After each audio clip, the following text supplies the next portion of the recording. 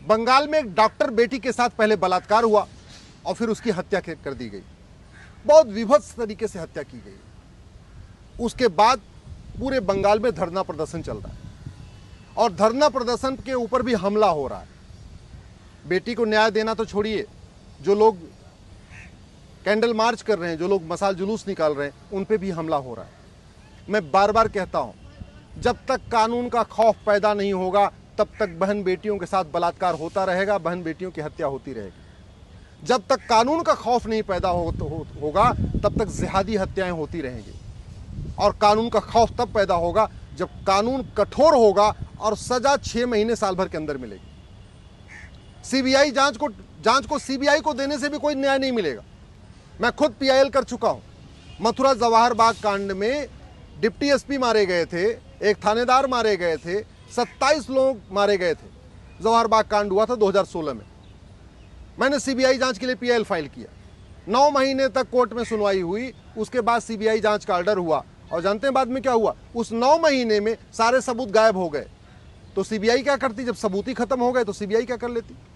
उसमें भी लोगों को, किसी को आजीवन कारावास, फांसी नहीं हुआ। 27 लोग मारे गए थे मथुरा जवाहर बाग कांड में। आप गूगल करिएगा, मथुरा जवाहर बाग कांड, अश्विनी उपाध्याय, सीबीआई।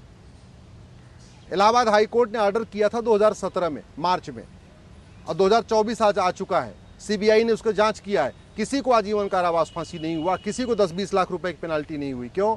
हमारे पास ऐसा कानून नहीं है। हमारे पास मर्डर की केवल एक धारा है। आप 35 टुकड़े करके मारो, 100 टुकड़े करके मारो, गला दबा के मारो, रेत के मारो, मार मार के उसके टुकड़े टुकड़े कर दो, फ्रिज में डाल दो, अटैची में डाल दो, जैसे भी मारो, तड़पा तड़पा के मारो। धारा एक है मर्डर की। जबकि अमेरिका में मर्डर की अलग धारा है, बुचरिंग की अलग धारा है, मैनस्लॉटर अलग है, हेट क्राइम अलग है, जेनोसाइड अलग है, और सब में अलग अलग दंड मिलता है। अमेरिका में अगर आपने नफरत के आधार पर किसी को मारा, हेट क्राइम किया, आपने जेनोसाइड किया, मजहब के आधार पर किसी को मारा, जैसे कन्हैया लाल को यहां हत्या हुई थी, कमलेश तिवारी की हत्या हुई थी, ऐसी हत्याओं में तो बाकायदा $10 लाख की पेनाल्टी है, यानी 8 करोड़ रुपए पेनाल्टी लगती है अमेरिका में। ऐसे हमारे यहां कोई धारा ही नहीं। दूसरा, मुकदमा लंबा चलता है। लंबा चलने का बड़ा कारण क्या है? क्योंकि पुलिस राज्यों के अधीन है। हमारे पास यूनिफॉर्म पुलिस कोड नहीं है। पूरे देश की पुलिस एक तरीके से बिहेवियर करे, पूरे देश की पुलिस हत्यारों के ऊपर टूट पड़े, पूरे देश की पुलिस स्वतंत्र और निष्पक्ष हो, जिससे वो हत्यारों को न बचाए, पूरे देश की पुलिस राजनीतिक दबाव में ना आए, उसके लिए एक यूनिफॉर्म पुलिस कोड की जरूरत है। वो आज तक लागू ही नहीं हुआ।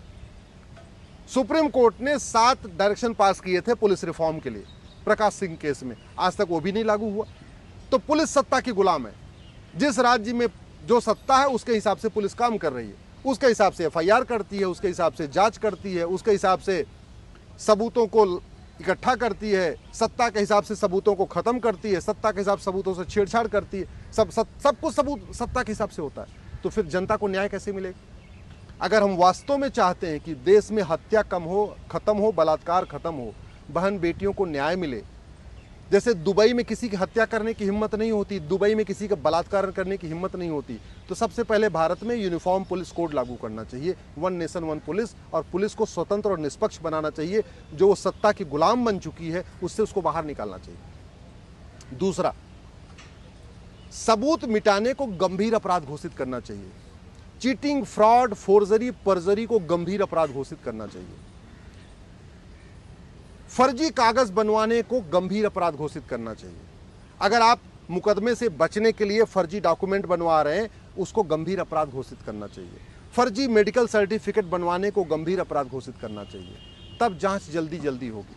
अगर आप चाहते हैं कि जांच जल्दी से पूरी हो, ट्रायल जल्दी कंप्लीट हो, जस्टिस विद इन ईयर हो, साल भर के अंदर सजा हो, तो उसके लिए आपको नार्को पॉलीग्राफ ब्रेन मैपिंग कानून बनाना पड़ेगा। हमारे देश में नार्को पॉलीग्राफ ब्रेन मैपिंग कानून नहीं है, इसलिए पुलिस जानती है वो झूठ बोल रहा है। जिसने हत्या किया, जिसने बलात्कार किया, पुलिस कुछ कर नहीं पाती।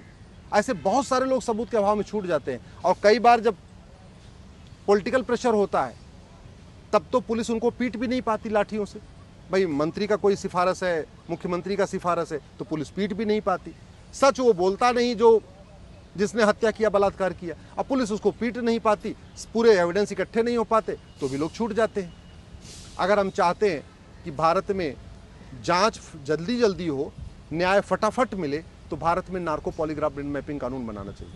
भारत में पुलिस चार्टर लागू करना चाहिए कि पुलिस को हर हालत में 1 दिन के अंदर एफआईआर करना है, 1 महीने के अंदर जांच पूरी करनी है।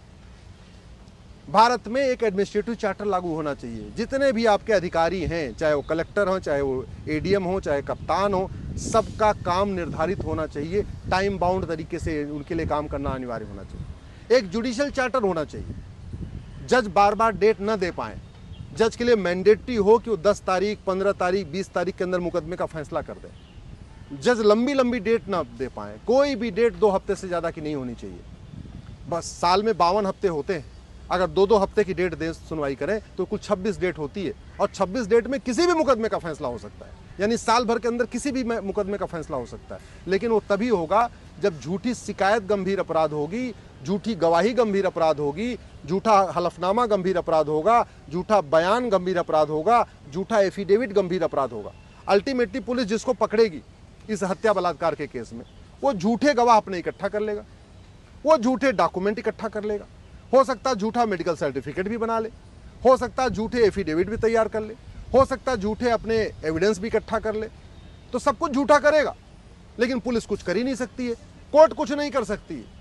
कानून में तो लिखा हुआ है no court take cognizance of the perjury, cheating, fraud. इसका मतलब एक बार अगर जज को भी पता है कि ये जो हत्यारा है, जो बलात्कारी है, सारे झूठे कागज इकट्ठा कर रहा है, तो भी उसको कॉग्निजेंस नहीं ले सकता, उसको बल्कि शिकायत दूसरे कोर्ट में करनी पड़ेगी। तो कोई जज क्यों शिकायत करता बने, एक ये भी बहुत बड़ी प्रॉब्लम है। अगर हम चाहते हैं जस्टिस विद इन ईयर हो, हम चाहते हैं भ्रष्टाचार खत्म हो, अपराध खत्म हो, बहन बेटियों के साथ इतना दुराचार खत्म, अराजकता खत्म हो, हम चाहते हैं अगर जिहाद खत्म हो, हम चाहते हैं मजहबी उन्माद खत्म हो, हम चाहते हैं राजनीतिक जो भ्रष्टाचार चल रहा है, राजनीतिक अपराध ये खत्म हो, हम चाहते हैं नशा तस्करी खत्म हो, मानव तस्करी खत्म हो, तो सबसे पहले भारत में जस्टिस विद इन ईयर लागू करना चाहिए। और जस्टिस विद इन ईयर के लिए आपको यूनिफॉर्म पुलिस कोड बनाना पड़ेगा, यूनिफॉर्म एविडेंस कोड बनाना पड़ेगा, यूनिफॉर्म जुडिशियल कोड बनाना पड़ेगा, यूनिफॉर्म एडमिनिस्ट्रेटिव कोड लागू करना पड़ेगा, एक आपको पुलिस चार्टर बनाना पड़ेगा, जुडिशियल चार्टर बनाना पड़ेगा, एडमिनिस्ट्रेटिव चार्टर बनाना पड़ेगा, एविडेंस चार्टर बनाना पड़ेगा, झूठ को गंभीर अपराध घोषित करना पड़ेगा, झूठी गवाही, झूठा कागज, झूठा आधार, झूठा राशन कार्ड, झूठा ड्राइविंग लाइसेंस, झूठा वोटर आईडी, झूठा बर्थ सर्टिफिकेट, इसको बनाना और बनवाना गंभीर अपराध घोषित करना पड़ेगा। तब जल्दी जल्दी सजा होगी, कानून कठोर होगा, सजा कठोर होगी, आर्थिक दंड कठोर होगा और जल्दी से सजा होगी, तब अपराध रुकेगा, तब भ्रष्टाचार रुकेगा। अमेरिका में अपराध कम है क्योंकि आर्थिक दंड कठोर है। 10-10 लाख डॉलर का जो है वह जुर्माना लगता है। दुबई में इसलिए अपराध कम है, बहुत कठोर सजा है, आजीवन कारावास, फांसी देते हैं वो भी 6 महीने के अंदर। सिंगापुर में इसलिए अपराध कम है, बहुत कठोर दंड है और वो भी 6 महीने के अंदर हो जाता है। जितना दिल्ली में अपराध है इतना दुबई में नहीं है, जितना भारत में अपराध है उतना सिंगापुर में नहीं है, जितना भारत में अपराध है उतना चीन में नहीं है, जितना भारत में अपराध है उतना अमेरिका में नहीं है, उतना जापान में नहीं। उसका मूल कारण ये है उनकी दंड व्यवस्था बहुत कठोर है, न्यायिक व्यवस्था बहुत सुपर फास्ट है, फटाफट सजा होती है, तगड़ा कठोर जुर्माना लगाते हैं और सजा बहुत कठोर है। कानून का खौफ है, इसलिए कानून लोग तोड़ने से बचते हैं। और भारत में एक तरफ हत्या हो रही है बेटी की, बलात्कार हो रहा है बेटी की, और लोग जब कैंडल मार्च कर रहे हैं उनके ऊपर हमला भी हो रहा है। आप जरा सोचिए, क्या जिन लोगों ने कैंडल मार्च पे हमला किया उनको कुछ होगा क्या? कुछ नहीं होगा, भीड़ की कोई शकल नहीं होती, कुछ फर्क ही नहीं पड़ता। ये भारत में जो भीड़ तंत्र लागू हो गया है कि आप भीड़ में कुछ भी कर लो कोई फर्क नहीं पड़ेगा ना, ये तभी दूर होगा जब कानून का खौफ पैदा होगा, जब नार्को पॉलीग्राफ ब्रेन मैपिंग कानून बनेगा। इसलिए मैं आप लोगों से आग्रह कर रहा हूँ, आप चाहते हैं कि अगर हत्या बलात्कार रुके, अपराध रुके, भ्रष्टाचार रुके, तो जस्टिस विद इन ईयर लागू करने की मांग करिए। नहीं तो हत्याएं होती रहेंगी, बलात्कार होते रहेंगे, हर हत्या के बाद मसाल जुलूस निकलेगा, कैंडल मार्च निकलेगा, लेकिन न्याय मिलेगा नहीं।